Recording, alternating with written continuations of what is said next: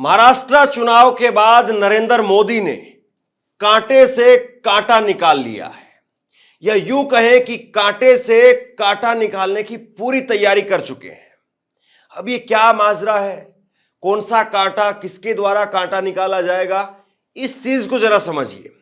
महाराष्ट्र चुनाव में जहां एक तरफ लोग दिखाने बताने पर लगे हुए हैं कि महाराष्ट्र में बीजेपी ने बहुत ऐतिहासिक प्रदर्शन किया, सारी बातें, लेकिन एक चीज पर किसी का नजर नहीं है, एक चीज पर किसी का ध्यान नहीं जा रहा है, और वो है देवेंद्र फडणवीस। देवेंद्र फडणवीस को जिस तरीके से महिमा मंडित करके दिखाया जा रहा है, ये कोई सामान्य बात नहीं है। देवेंद्र फडणवीस को जिस तरीके से बीजेपी महिमा मंडन करके दिखा रही है, इसके पीछे कोई और नहीं बल्कि ऊपर से आया हुआ सीधा संदेश है। और इसके पीछे आप समझेंगे कि योगी आदित्यनाथ, जो नरेंद्र मोदी के लिए एक बड़ा खतरा बन गए थे, वो लगातार दिल्ली की कुर्सी की तरफ बढ़ रहे थे। अब योगी आदित्यनाथ के मुकाबले में नरेंद्र मोदी देवेंद्र फडणवीस को एक और बड़े नेता के तौर पर, हिंदुत्व के एक बड़े ब्रांड एम्बेसडर के तौर पर खड़े कर रहे हैं, ताकि आपस में दोनों का फिर टकराव हो जाए और दिल्ली की कुर्सी तक कोई ना बढ़ पाए। और इसके पीछे अमित शाह का भी दिमाग है।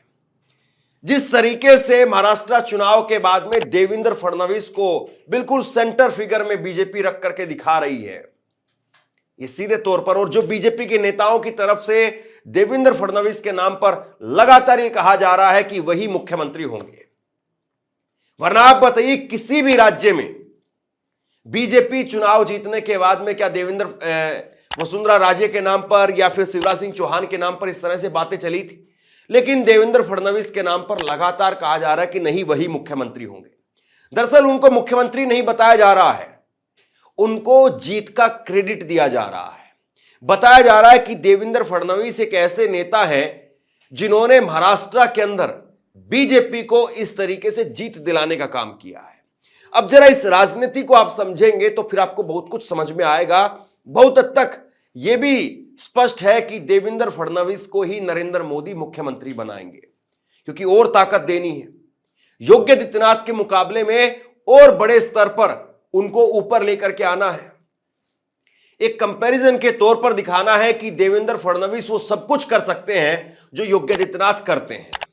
योगी आदित्यनाथ बटेंगे कटेंगे इस तरह की राजनीति बोलते हैं, करते हैं, और देवेंद्र फडणवीस भी इसी प्रकार की राजनीति करते हैं। देवेंद्र फडणवीस भी चुनावों के अंदर जुमले देते हैं कि कुत्ता भी ना पेशाब करेगा औरंगजेब की पहचान पर, सुन ले ओवैसी तिरंगा लहराएगा पाकिस्तान पर। तो इस तरह की जो बातें हैं, इस तरह के जो जुमले हैं, वो देवेंद्र फडणवीस करके जो बीजेपी का हिंदुत्व है उसके अंदर बिल्कुल फिट बैठते हैं।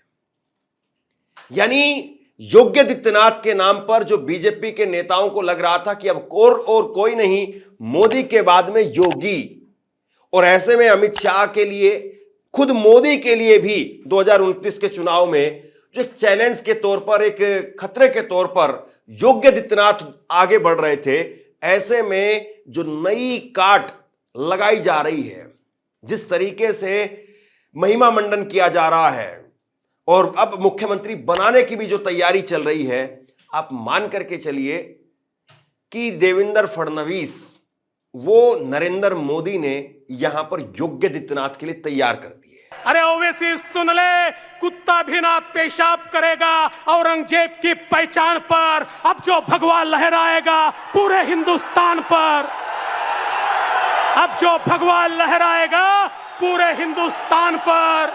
अब ये जो धार है देवेंद्र फडणवीस की, वो धार जो है वो बीजेपी के लिए अपने आप में बिल्कुल सूट करती है, पहली बात। दूसरी बात, देवेंद्र फडणवीस को लेकर के संघ में, आरएसएस के अंदर भी कोई किंतु परंतु नहीं है। संघ के कार्यकर्ता हैं, और ऐसी कोई तस्वीर, ये तस्वीर जो आप देख रहे हैं, ये देवेंद्र फडणवीस की जो तस्वीर है, ऐसी कोई तस्वीर आपको योगी आदित्यनाथ की नहीं मिलेगी, क्योंकि योगी आदित्यनाथ आरएसएस के कैडर से आने वाले नेता नहीं है।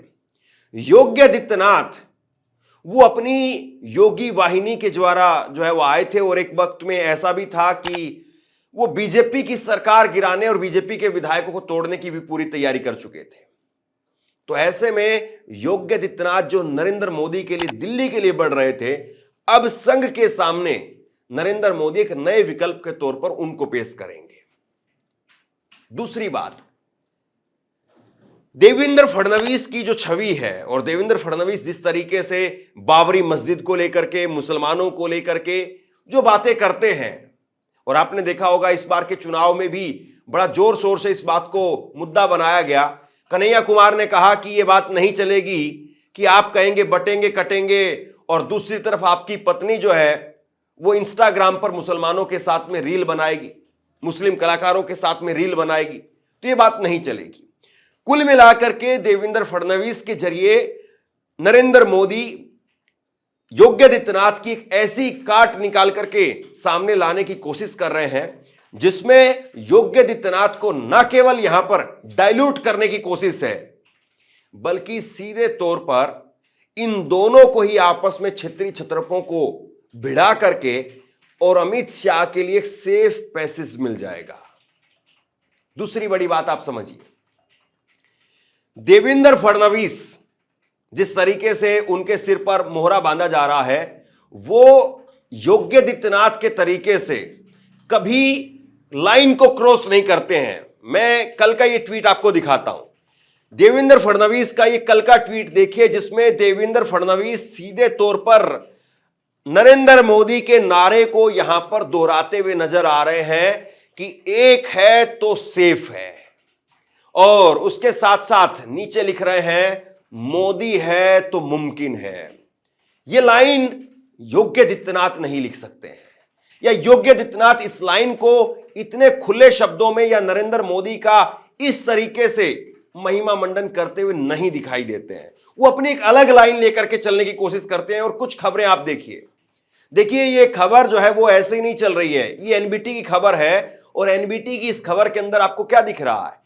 एनबीटी की इस खबर के अंदर आपको जो है वो दिख रहा है कि यहां पर योगी आदित्यनाथ इस खबर के पीछे हैं, और योगी आदित्यनाथ के ऑफिस के द्वारा या योगी आदित्यनाथ के जो टीम है उसके द्वारा इस तरह की खबरें जो है चलाई गई कि आप जो है वो महाराष्ट्र के अंदर हिमंता बिस्वा शर्मा जो कि एक बड़े हिंदुत्व हार्ड हिंदुत्व के तौर पर आगे बढ़ रहे थे, योगी आदित्यनाथ को चैलेंज कर रहे थे, वो झारखंड में, और अमित शाह का नाम भी है, वो झारखंड के अंदर बीजेपी को नहीं जिता पाए, जबकि योगी आदित्यनाथ का एक नारा बटेंगे तो कटेंगे, उसने महाराष्ट्र के अंदर 228 सीटें जितवा दी।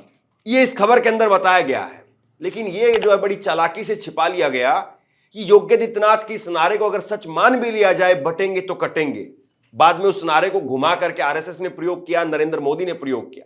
तो अगर इस नारे को कुछ हद तक सच मान भी लिया जाए तो फिर आप ये कैसे भूल सकते हैं कि एक राज्य में तो वहां पर आपने सरकार बनवा दी, लेकिन दूसरे राज्य में तो बर्फ में चली गई बीजेपी, सिल्ली में लग गई बीजेपी, बिल्कुल ठंडी हो गई। जो 2019 के अंदर प्रदर्शन था उससे भी नीचे चली गई बीजेपी। तो ये, और उस वक्त में अकेले लड़ी थी, और अब गठबंधन में लड़कर के बीजेपी नीचे चली गई। तो इन चीजों को छिपाया जा रहा है और इस चीज को बखूबी नरेंद्र मोदी देख रहे हैं। लेकिन नरेंद्र मोदी मजबूर है योगी आदित्यनाथ के आगे, क्योंकि कोई ऐसा चेहरा दिखाई नहीं देता है जो योगी आदित्यनाथ के मुकाबले में खड़ा किया जा सके। शिवराज सिंह चौहान कोई ऐसा चेहरा नहीं थे जो मोदी योगी के मुकाबले खड़े किया जा सकते हैं, इसलिए उनको हटा करके दूसरी जगह पर ले गए। और बाकी नेता, वसुंधरा राजे, ये तमाम दूसरे नेता जितने भी आप कहिए, कोई उस तरह की राजनीति में फिट नहीं बैठता है। जो एक बात और प्लस पॉइंट के तौर पर जाती है देवेंद्र फडणवीस के, वो बात जाती है कि देवेंद्र फडणवीस एक तरीके से उनकी जो इमेज है वो इन्वेस्टर को खींच करके लाने वाली भी है। योगी आदित्यनाथ बहुत ज्यादा हार्ड हिटर हैं, मतलब जितनी राजनीति के अंदर सख्ताई की जरूरत होती है या जितनी बीजेपी को जरूरत है उससे ज्यादा है। और इसमें अगर कल को उनको राष्ट्रीय स्तर पर लाया जाता है योगी आदित्यनाथ को, तो बीजेपी को एक नुकसान हो सकता है और उस वक्त की राजनीति जाहिर सी बात है थोड़ी सी और ज्यादा मैच्योर हो जाएगी। तो योगी आदित्यनाथ उस तस्वीर में फिट नहीं बैठते हैं। लेकिन देवेंद्र फडणवीस दोनों रोल में है, डबल रोल में है। वो हिंदुत्व का रोल भी अच्छे तरीके से निभा लेते हैं और उसके साथ साथ देवेंद्र फडणवीस जो है वो एक यंग जेंटलमैन का रोल भी निभा लेते हैं। उम्र दोनों की बराबर ही है, लेकिन छवि की बात है। एक मैं आपको वीडियो दिखाता हूं, देवेंद्र फडणवीस जो बात कहते हैं या देवेंद्र फडणवीस जिस तरीके से सॉफ्ट हैं, योगी आदित्यनाथ में इतनी जो है वो स्वीकार करने की भावना नहीं देखी गई है। एक वीडियो देखिए आप, जब 2024 के लोकसभा चुनाव की बात निकल करके सामने आई और जिस वक्त में 48 सीटें, उस पर 45 सीट जीतने का दावा बीजेपी कर रही थी, लेकिन उसके बावजूद बीजेपी सिर्फ 17 सीट पर सिमट करके रह गई। तो देवेंद्र फडणवीस ने एक कदम आगे बढ़ते हुए इस पर मोदी पर ठीकरा नहीं फोड़ा, कहा कि सारी जिम्मेदारी मेरी है। और आज वो कह रहे हैं कि मैं आधुनिक अभिमन्यु हूं। महाराष्ट्र में चूंकि एक प्रकार से भारतीय जनता पार्टी की सारी जिम्मेदारी महाराष्ट्र में एक लीडर के रूप में मेरे ऊपर थी, तो ये जो हमारा महाराष्ट्र में डिबैकल हुआ है या जो हमें एक प्रकार से हार मिली है, हमारी सीटें कम हुई है, इसकी पूरी जिम्मेदारी ये मेरी है। मैं इस जिम्मेदारी को स्वीकारता हूं। मैं भागने वाला आदमी तो हूं नहीं और जोरों से मैदान में उतरूंगा। मैं आधुनिक अभिमन्यु हूँ, चक्रव्यूह को भेदना जानता हूँ। हमने चक्रव्यूह को भेदा है। इस विजय में मेरा बहुत छोटा उसमें मैं समझता हूँ कि सहभाग है। एक ये हमारी जो पूरी टीम है, इस टीम ने इस विजय को लाया है। हम सब लोग एक साथ रहे, एक साथ मिलकर हमने ये काम किया, इसलिए मैं ऐसा मानता हूँ कि इस एकता का ये विजय है। जो हमारी महायुति थी, अभेद्य इस प्रकार की महायुति थी, महायुति का ये विजय है, ऐसा मैं मानता हूं। अब आप बताइए कि इस तरह का बयान, हार के बाद में इस तरह का बयान क्या योगी आदित्यनाथ का आपने देखा था? योगी आदित्यनाथ भी उत्तर प्रदेश में हारे। सबसे बड़ी पार्टी उत्तर प्रदेश के अंदर समाजवादी पार्टी है लोकसभा सीटों के हिसाब से, लेकिन योगी आदित्यनाथ ने एक बार भी इसकी जिम्मेदारी नहीं ली, एक बार भी इतने साफ शब्दों में कभी भी स्वीकार नहीं किया। और यह बात मोदी और अमित शाह को टीस की तरीके से चुभती है कि हमने आपको सबसे बड़े सूबे की कुर्सी पर बैठा करके रखा और आपने हमें क्या दिया। दूसरा, कहीं ना कहीं योगी आदित्यनाथ ने इस बार के विधानसभा चुनाव में जो सख्ती दिखाई, जिस तरीके से पुलिसिया बल का प्रयोग किया, उससे भी सवाल खड़े हुए कि योगी आदित्यनाथ इतनी सख्ती लोकसभा चुनाव में नहीं दिखा रहे थे। तो क्या योगी आदित्यनाथ खुद चाहते थे कि नरेंद्र मोदी कमजोर हो जाए? यह सवाल वहां पर भी उठा, यह सवाल यहां पर भी उठा कि पुलिस इतनी सख्ती के साथ में अब काम कर रही है लोकसभा चुनाव में, मुसलमानों के वोट और इसके वोट और उसके वोट रोकने के लिए इस तरह के प्रयास नहीं दिखे। अब मतलब सारा रिस्क लिया जा रहा है, सारा खतरा मोल लिया जा रहा है, लेकिन लोकसभा चुनाव में बिल्कुल ठंडे बस्ते में पूरा प्रशासन था। आखिरकार किसके इशारे पर था? इस मैसेज को भी नरेंद्र मोदी और अमित शाह समझ रहे हैं और वो समझ रहे हैं कि योगी आदित्यनाथ कैसे धीरे धीरे नीचे नीचे नरेंद्र मोदी की जड़ें काटने पर लगे हुए हैं और खुद दिल्ली की तरफ उनका मुंह है, यानी दिल्ली की तरफ वो कूच कर रहे हैं। और ऐसे में सीधा एक बाईपास करके मुंबई टू दिल्ली नई जो है वो एक राजनीति तैयार की जा रही है और उसके नए नेता के तौर पर देवेंद्र फडणवीस को मोदी और अमित शाह रचाने का काम कर रहे हैं। बहरहाल देखना यह है कि देवेंद्र फडणवीस मोदी के कितने करीब आते हैं और मोदी के जितने करीब देवेंद्र फडणवीस आएंगे, उससे योगी आदित्यनाथ को कितना बड़ा झटका लगेगा, योगी आदित्यनाथ उससे कैसे निपटेंगे।